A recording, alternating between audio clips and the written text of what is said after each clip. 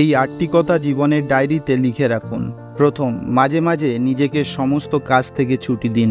দ্বিতীয়, ব্যর্থতা কিন্তু জীবনের শেষ কথা নয়। তৃতীয়, অন্যরা কি ভাবছে তা ভাবার প্রয়োজন নেই।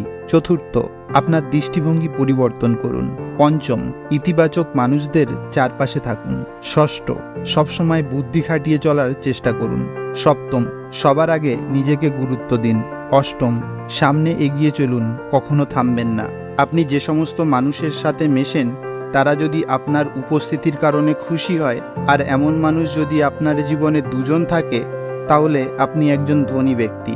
যে আর একবার চেষ্টা করেনি সে ব্যর্থ হয়েছে।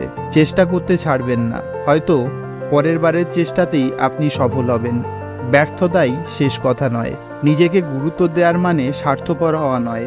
যখন আমরা নিজেকে গুরুত্ব দিই তখন আমাদের আত্মবিশ্বাস বেড়ে যায়, আমাদের অভ্যন্তরীণ মূল্যগুলো আরও বেশি শক্তিশালী হয়, আমরা নিজেকে আরও ভালোভাবে প্রকাশ করতে পারি। প্রত্যেকের জীবনে ব্যর্থতা আসে, শুধু আলাদা আলাদা রূপে আসে, আলাদা আলাদা সময়ে আসে, আর ব্যর্থতার আকার বিভিন্ন হয়। ব্যর্থতা জীবনের এক চরম সত্য। এগিয়ে চলুন।